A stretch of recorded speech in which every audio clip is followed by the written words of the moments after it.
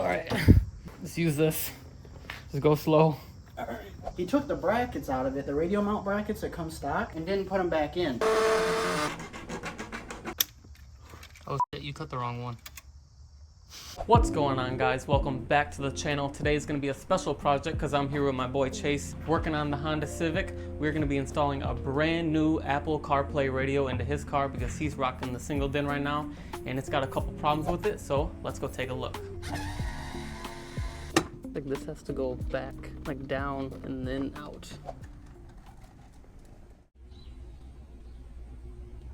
What the hell? Brackets come in, we'll fix it and make it look right. Many months later. All right, guys, and we are back, and obviously it's been a couple weeks, and we're gonna show you why. So Chase, show us what we got over here. So when I bought the car, it had that Kenwood in it, like I said. He took the brackets out of it, the radio mount brackets that come stock, and didn't put them back in. So here we are, a 2000 LX radio bracket. I'm pretty sure they work from 1990 something up to early 2000s. I'm not sure on that, so Don't quote them. Don't quote me on that. Don't quote them in the comments below. But so we got these now, but look what we found after we got the radio set up. Hop on in here in my chariot. We started this project expecting to finish it. Yeah, I didn't. And obviously kind of skipped that part. you couldn't go without like having a radio for like 2 weeks now since we had to order the brackets. So You gotta have music, man. obviously you see that the radio is in there, but it is a little off on the top. You just put all your receipts in there. Yeah, hold your cards. That's what we do. But let's open it up and see how we ended up getting this radio to stay in there. We might need to cut it. We got it in there that good. I think we gotta cut. That's how good we We did. gotta cut some stuff first. I'll grab you the cutter. All right. Yeah. Let's use this. Just go slow. All right. Wait, what are you cutting? One of the braces, zip ties. One of the zip ties we had in here. All we're gonna do is unplug some of these cords and then we'll show you what we did here. So obviously the radio needs to be up against the bezel. I had the right idea here of drilling 2 little holes here in the back of the vents and making a little circle. And then on the bottom, there was a little loop here, putting a little zip tie there, and then put some thick boys to squeeze it going forward. So if Chase, you turn that bad boy around, so you see the screen. Like you'd almost not even tell that like we did that. Nope, you just can't really. Oh yeah, these move still. Yeah. Oh, I made sure it was functional. I didn't touch anything. I just let it ride. As long as the music worked, I was cool. So you drove around with it for 2 weeks and it actually was holding up? On really stiff race coils on Rockford roads. Yeah. So the zip ties work. Zip ties save lives. But now that Chase went and bought the brackets, we're gonna fix this up right. And we're gonna do that right now.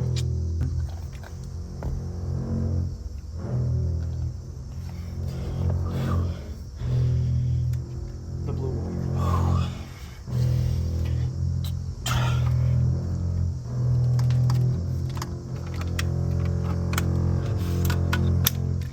Oh shit, you cut the wrong one.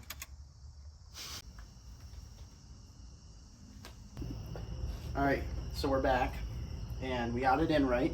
Took us a little bit. At first, we didn't realize that these brackets attach to the actual housing of it. We were just putting them in here and then trying to put it in, and we were having a hard time because we were like, wait a minute, we're gonna have to put these in at the same time as this. We can't do that at the same time. It's not gonna work right. So we looked at the instructions a little better. Always look at the instructions, okay?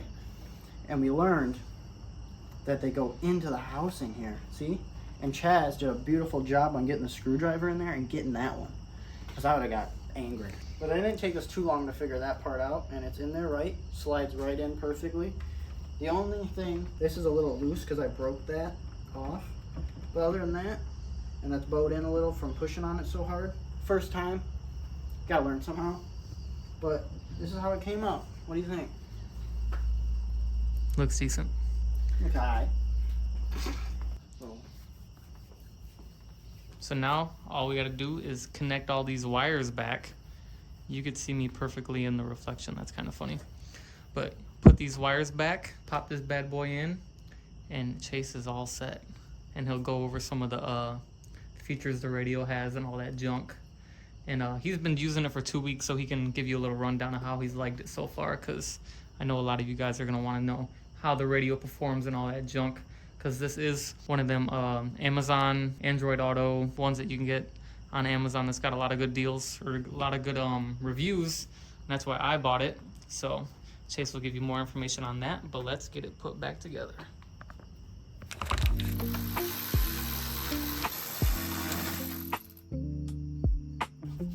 Maybe these first, maybe this one. No, yeah, maybe these low ones. Oh, man, my back.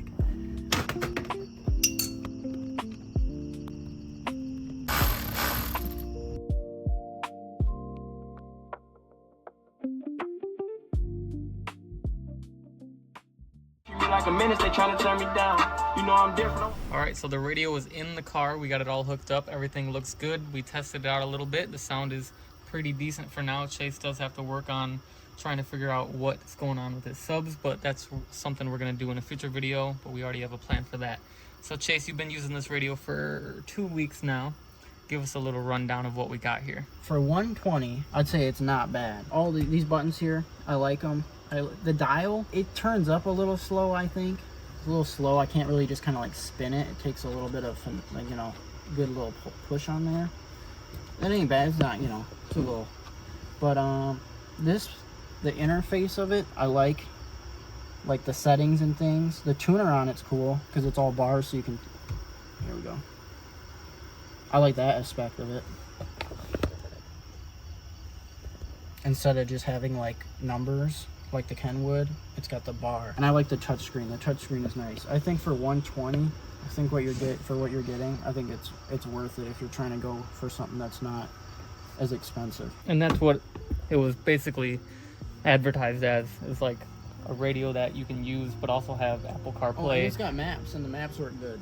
That's another key thing for being the cheaper thing. And the map's working good, and like it's never messed up on me, and I've used it quite a bit already. That's another good thing, is the maps work pretty damn good too. And I think there's a thing on here where you can like FaceTime too, but while you're driving, hell yeah. Hell yeah. Old cars, you know. And then like it's got the settings where you can change the color for this. Yeah, I got it set as the gold right now. To match the car aesthetic a little bit. Yeah. This is just the home screen, but then when you go to the Bluetooth mode, it'll show you. Oh wait, no. Oh. We'll blur that out. We'll blur that out. Oh, is this your music here? Yeah, blur that out too. You'll blur out your music? Yeah. Because this ain't even my music. This is just Spotify or whatever it is. Those are just top picks of the week. I don't care about that. And then when you go to this little menu, it'll show you where you're at. Like if you were using the maps, it would show you where you're at and the music all at the same time. If a song plays, this is what it looks like on the screen. You got the little album cover. If you needed to switch the song, whatever you got to do, you could do it all right there. It's pretty cool. Like I said, it's just a cheap little Amazon CarPlay radio that I bought, but I ended up putting my Sony back in to the Camaro, so I told Chase he could have this. I got one else thing to say about this radio. But one other thing about this one that is like a negative point on it is, for some reason with my phone, when I Bluetooth to this, it also turns on my Wi-Fi and connects my Wi-Fi to it as well. So I have to turn off my Wi-Fi every time I get out of the car. Which is strange, because he has an Android, I have an iPhone. When I use my iPhone, it did not do that, but Android, it is doing that. So it's just something weirdly set up with this radio. So it all depends on kind of what kind of phone you got. But it's cool that you can do iPhone and Android. I know some of them you can only do iPhone and some of them you can only do Android, so that's kind of cool. And then if you need to charge your phone, you don't have to use the cigarette lighter no more, because you pop this off. I didn't even know if I showed you that. You didn't? I've been using the old thing down here in the cigarette thing to charge my phone. Yeah, but it's the USB-C one. That's what my phone takes. And then if, for some reason, if you wanted to use aux instead of Bluetooth, you could do that. Let's see here. And then, obviously, you can switch the songs on the buttons as well. Look at that. Hell yeah. That's super. You wanted to switch a song, you could do that on the screen as well. Honestly, it looks way better than what you had originally, which is that singled in Probably thing was probably at least 10, 15 years old now at this point. I mean, it worked well for what it was. Yeah. And it held out. For it bouncing, this whole dash shaking up and down. Look at that. With those brackets in there, it ain't even doing that now. We wanted to kind of test out the radio, make sure it worked and all that junk, and then give you guys a rundown because I know you guys wanted to see what it's like because you guys be looking for the deals on Amazon too. The thing here is I like to look at the reviews. If like a item has like 10 reviews at 4 stars, like obviously it's not very credible. But if you're looking at an item that's got like over 100 reviews and like 4.5 stars, 4 stars, it's going to be a decent quality item, at least for the couple hundred people that have used it. And that's kind of the style that I've been going with. It's working. Yeah.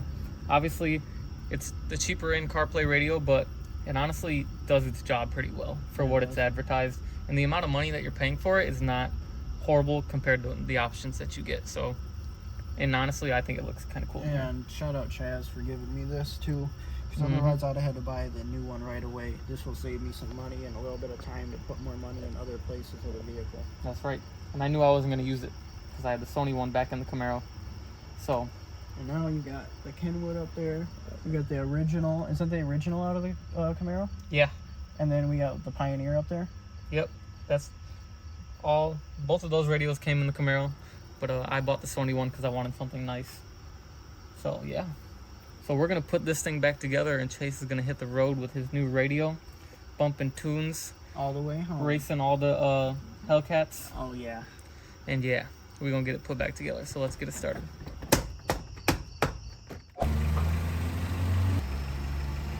Chaz, I'll see you soon. See ya, bro. And just like that, Chase has got a brand new radio in his Honda that he's enjoying. And just like that also, we're at the end of this video. I hope you guys enjoyed. Thanks for watching, and I'll see you later. Peace.